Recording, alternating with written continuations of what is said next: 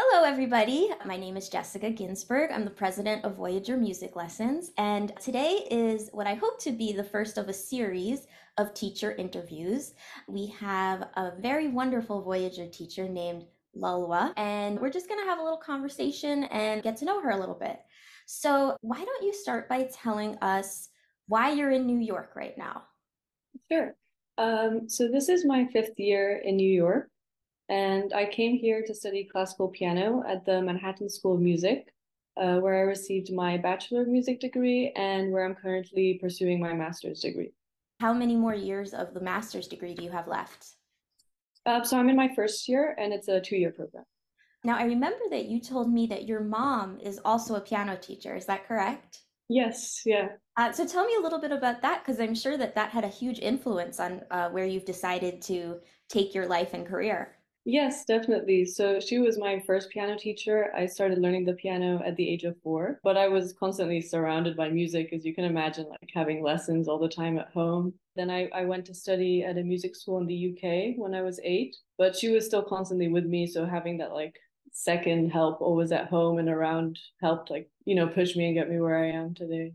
And I studied there until I graduated high school. And then straight to New York. Yes.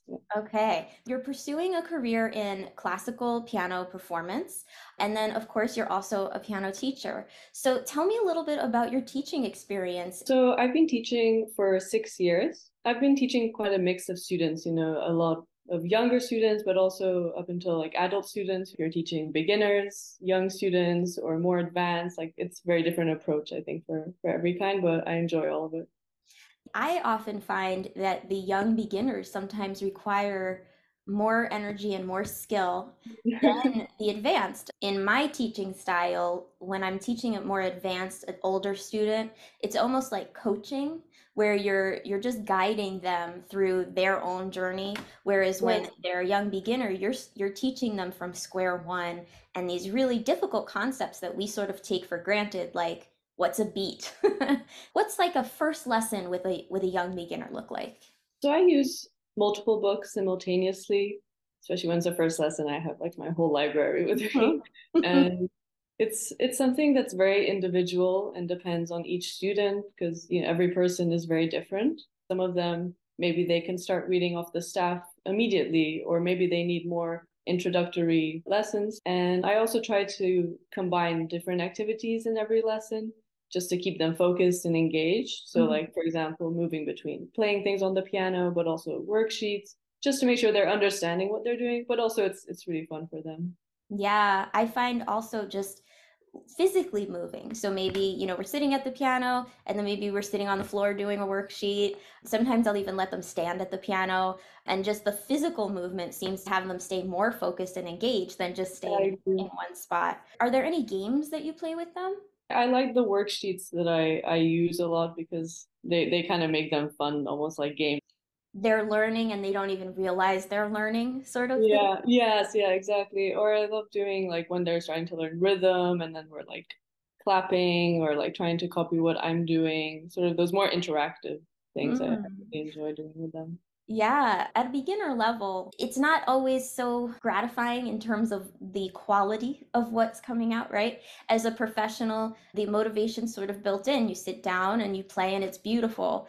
And so I think that our job as teachers is to figure out how to inspire them to find what they're doing to be fun and also to be motivated to keep going. And I'd love to hear you talk about how your approach is different with more advanced and older students. When they're more advanced, I think the pieces that they choose to play become even more important because you want to have a mix of things that they really enjoy playing, but at the same time, something that they're learning from.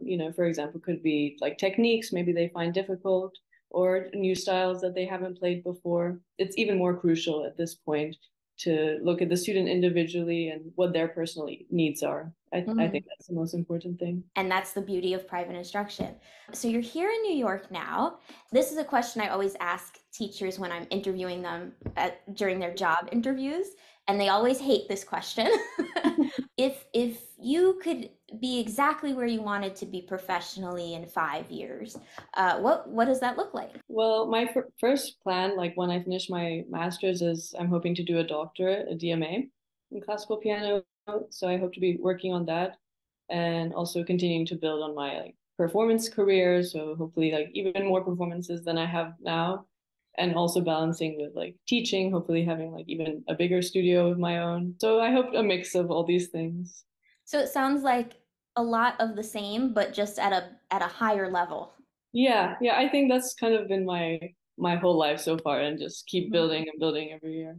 That's great. And it sounds like you've had a focus in terms of what you've wanted to do and what you've wanted to study since 8 or even younger.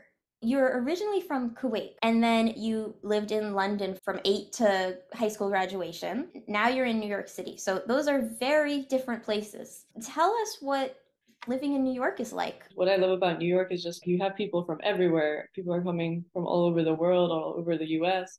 And I think everyone in New York is it's very open to like new ideas, people from different backgrounds, and especially for music, like you can find so much of it here. Like anything you can imagine, any genre, any sort of arts coming together, it's all here. So Most people who live here are people who've almost sort of outgrown their hometown and they've come here because they're interested in being more creative and more opportunities and meeting all kinds of interesting people. And what I've found is that you never run out here. yeah. It's quite possible, even in other major cities, to kind of be a big fish when you get to a certain point in your career. Whereas here, I mean, you're just never going to run out of opportunities, of theaters, of performances, of amazing artists to work with. And I think that's just so wonderful, Yeah, and it keeps growing. Like every time you still see something new, it doesn't feel like anything is repeating. Yeah, absolutely. Okay, well, thank you so much. This was a wonderful interview. And Lolwa, you have a few open spaces still in your schedule available for new Voyager students. So if anybody is interested in working with you, please reach out to me and we can arrange that. Thank you so much. Thank you.